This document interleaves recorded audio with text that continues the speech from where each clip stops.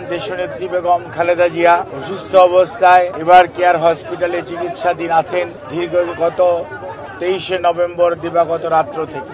আজ 6 ডিসেম্বর আমরা ওই দিন প্রেস ব্রিফিং আপনাদেরকে বলেছিলাম যে মেডিকেল বোর্ডের পরামর্শক্রমে আমরা হয়তো ওনাকে দেশের বাইরে নিয়ে যাওয়ার জন্য সর্বোচ্চ পর্যায়ের চেষ্টা অব্যাহত রেখেছিলাম, কিন্তু ওনার এয়ার অ্যাম্বুলেন্স যেটি কাতার এর আমিরের পাঠানোর জন্য যিনি উদ্যোগ নিয়েছেন, সেই এয়ার অ্যাম্বুলেন্সের কারিগরি ত্রুটির কারণে ওটাও যেমন আসতে পারে না, এটা সত্যি কথা। অন্যদিকে মেডিকেল বোর্ডের সদস্যগণ জরুরিভাবে মেডিকেল বোর্ডের সভা করে এবং একসাথে বসে সিদ্ধান্ত নিয়েছিল যে ওই মুহূর্তে ওনার ফ্লাই করার সঠিক হবে না। সেজন্যই আমরা ওনার যে বিদেশ নেওয়ার যে বিষয়টি সেটি কিছুটা বিলম্বিত হচ্ছে এবং ভবিষ্যতে হয়তো শারীরিক অবস্থাই বলে দিবে যে ওনাকে কখন বিদেশে চিকিৎসার জন্য নিয়ে যাবে অথবা নিয়ে যাওয়া হবে।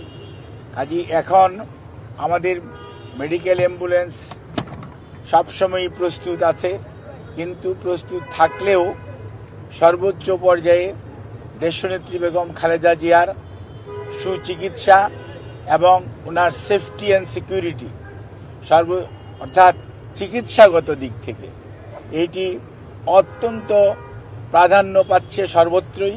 এবং আমাদের যে মেডিকেল বোর্ডের সম্মানিত সদস্যরা ইউকে এবং আমেরিকা থেকে এবং বাংলাদেশ থেকে যারা অংশগ্রহণ করছেন, ইভেন সুদূর চায়না থেকেও, সবাই কিন্তু ওনার ফিজিক্যাল কন্ডিশনের উপর সবচেয়ে বেশি গুরুত্ব দিচ্ছে। এবং আমরা মনে করি, আমরা সবাই দেশের সকল মানুষ ওনার সুস্থতা চায়, চিকিৎসকরা চায়, দেশের আবাল বৃদ্ধ বনিতা সকল ধর্মের সকল রাজনৈতিক মতাদর্শের মানুষরা চায়। কাজেই যেহেতু ওনার স্বাস্থ্য আমাদের সর্বোচ্চ অগ্রাধিকার, সেজন্য আমাদের ভারপ্রাপ্ত চেয়ারম্যান সার্বক্ষণিকভাবে জনাব তারেক রহমান সাহেব এটি যেমন তদারকিও করছেন এবং এ ব্যাপারে চিকিৎসকদের মতামতকেই উনি সবচেয়ে বেশি অগ্রাধিকার দিচ্ছেন।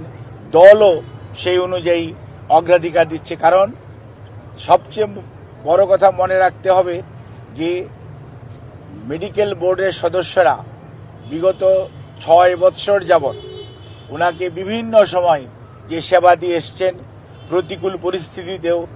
আজকে হয়তো পরিস্থিতি কিছুটা বদলেছে, কিন্তু আপনারা সবাই সাক্ষী কি অবস্থার মধ্যে দিয়ে আমাদেরকে বিগত 6টি বৎসর পার করতে হয়েছে। কাজে এই অবস্থার মধ্যে মেডিকেল বোর্ডের সদস্যরা অত্যন্ত দৃঢ়তার সঙ্গে এবং অত্যন্ত professionally they are handling the matter. অর্থাৎ আমাদের যে এখানকার যে শুধু যে দেশের চিকিৎসকরা এটার সাথে ইনভলভ তা ভাবার কোনো কারণ নেই। আমি সবসময় আপনাদেরকে মেডিকেলের সদস্যদের নাম সবসময় বলেছি। কাজে ওনার চিকিৎসার ব্যাপারে বিভিন্ন ধরনের সোশ্যাল মিডিয়াতে, আমি তো সোশ্যাল মিডিয়া দেখার সুযোগ হয় না, আমি দেখিও না, কিন্তু কোনো সময় অনেক গুজব শোনা যাচ্ছে বা অনেকে বেড়ায়। আমি সবাইকে অনুরোধ করব, দয়া করে দেশনেত্রীর এর প্রতি যদি আপনাদের শ্রদ্ধা এবং ভালোবাসার নিদর্শন স্বরূপ বিনীতভাবে অনুরোধ করব, আপনারা দয়া করে যে শোট ফ্যাক্ট এটার বাইরে কেউ গুজব ছড়িয়ে মানুষকে দয়া করে বিভ্রান্ত করবেন না। এবং শুধুমাত্র আল্লাহ রাব্বুল আলামিনের কাছে দোয়া করেন, আল্লাহর অশেষ সহমতে সব সময় উনি এসছেও প্রতিকূল অবস্থা থেকে আল্লাহ ওনাকে সুস্থ করেছেন। আপনাদের সবার দোয়ায় আমরাও এবার এবং মেডিকেল বোর্ড অত্যন্ত আশাবাদী যে এবারও ওনার যে শারীরিক জটিলতা এটা থেকে আপনাদের দোয়া এবং আল্লাহর অশেষ মেহেরবানিতে ইনশাআল্লাহ দেশনেত্রী বেগম খালেদা জিয়া সুস্থ হবেন। আর বিদেশে যাওয়ার ব্যাপারে আমাদের সর্বোচ্চ প্রস্তুতি রয়েছে। যখনই ওনাকে বিদেশ নেওয়ার জন্য মেডিকেল বোর্ড যথোপযুক্তভাবে তৈরি মনে করবেন, শারীরিকভাবে মনে হবে যে ওনাকে সেফলি ট্রান্সফার করা যাবে। কারণ মনে রাখতে হবে 12 থেকে 14 ঘন্টা যখন আপনি এয়ার ফ্লাই করবেন, তখন যে হাই অল্টিটিউডে মানুষের শারীরিক যে পরিবর্তন হয় সেটির সাথে খাপ খাওয়ানো একজন অসুস্থ মানুষের পক্ষে সব সময় সম্ভব হয় না। কাজে এই জিনিসটি খেয়াল রেখে আপনারা দয়া করে বিভ্রান্ত হবেন না, দয়া করে কেউ বিভ্রান্তি ছড়ানোর চেষ্টা করবেন না। সর্বোচ্চ পর্যায়ে কাতার গভর্নমেন্ট এবং আমাদের যে অন্তর্বর্তীকালীন সরকার সর্বোচ্চ পর্যায়ে সহযোগিতা আমাদেরকে করছেন এবং তারা ওনাদের বিদেশে নেওয়ার ব্যাপারে ওনাদের যে সহযোগিতা অব্যাহত রেখেছেন। বাট ওনার শারীরিক সুস্থতা এবং চিকিৎসা মেডিকেল বোর্ডের যখন পরামর্শ হবে তখনই ইনশাআল্লাহ ওনাকে বিদেশে নিয়ে যাওয়ার হবে। তবে সবার আগে মনে রাখতে হবে ওনার চিকিৎসাটাই সর্বোচ্চ প্রাধান্য পাবে। সেই জন্যই ওনাকে চিকিৎসার জন্যই এখানকার হাসপাতালের কর্তৃপক্ষ এবং সেই সাথে কর্মরত সকল পর্যায়ের স্টাফস যারা ওনার চিকিৎসার সাথে সম্পৃক্ত, যারা চিকিৎসার সাথে সম্পৃক্ত না, সবাই সহযোগিতা করছেন।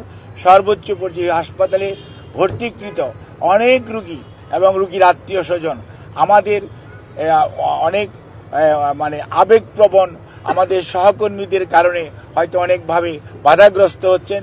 সেজন্য আমরা আপনাদের কাছে যারা একটু মনে কষ্ট পাচ্ছেন তাদের কাছে আমরা ক্ষমা প্রার্থী।